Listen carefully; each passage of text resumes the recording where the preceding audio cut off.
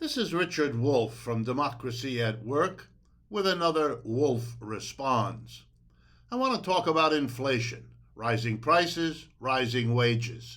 Big news now, bigger news to come. And I want to offer an interpretation different from what you're likely to hear, particularly from the mainstream media. Let's begin with a simple economic analysis. Prices and wages. What you get in your wage envelope is only worth whatever it can buy for you.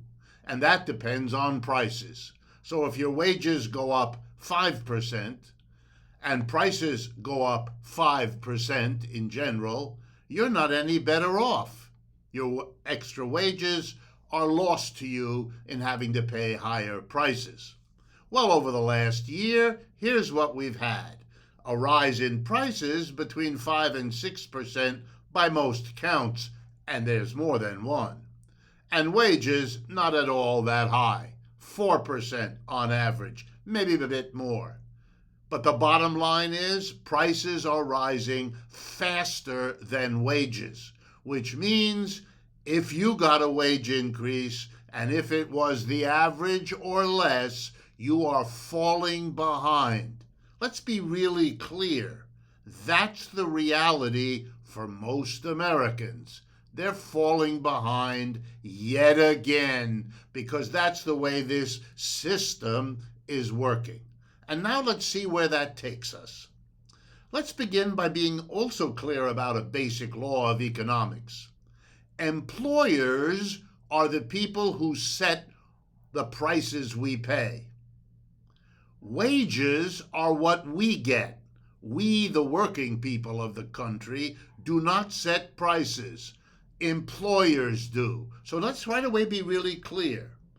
A small minority of the people in a capitalist economy set the prices. They're called employers, or maybe capitalists. The vast majority are price takers. They have to pay whatever it costs. And what does it cost? The employer determines that. So there's no need to be mystified about why we have an inflation. It's because employers are raising prices. And because they have every interest in doing that without raising wages, they haven't done so. At least not as much as they've raised prices. That's what I just finished going over with you. So the employers are using their pricing power to enhance their profits, just like they're using their ability to hire and fire to not raise wages as much as they might otherwise be forced to do. And who might force them? We might, the working class, sure. If workers don't work, if workers refuse, if workers quit jobs that do not give them a rising wage, at least enough to stay even with prices, then the employers would be forced to behave differently. And that's exactly what is happening. Quitting. Record levels of workers not staying on the job because they want an extra wage and the employer won't give it to them, so it's bye-bye, Mr. Employer. Workers striking.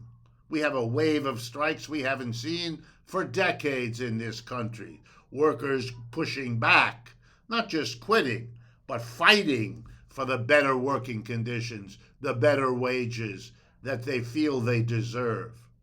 And let's be clear, we know why employers are raising prices. It's to make more money, which is mostly the reason they do it. And we know why they want to make more money. The crash of capitalism in 2020 and in this year, plus the pandemic, hurt the profits of many companies, and they want to recoup their losses. just like working people do. But in capitalism, the employer has ways of doing that that are much easier and much more advantageous than what working people have. They just raise their prices. We have to struggle to see whether we can squeeze a little more wage out of the employer. It's the old class struggle. That's right. Between employers and employees. That's what's going on. And when you hear about inflation and wages, that's what the issue is.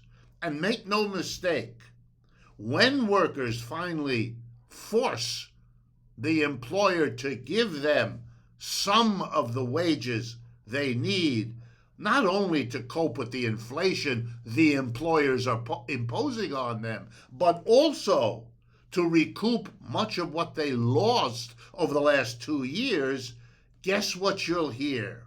You'll hear that the reason the employers are raising the prices is because the wages are going up. In other words, the exact reverse of what has happened.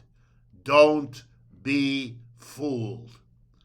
This is Richard Wolff asking you if you want this kind of message to be shared around the country and around the world, which is what we here at Democracy at Work are committed to doing.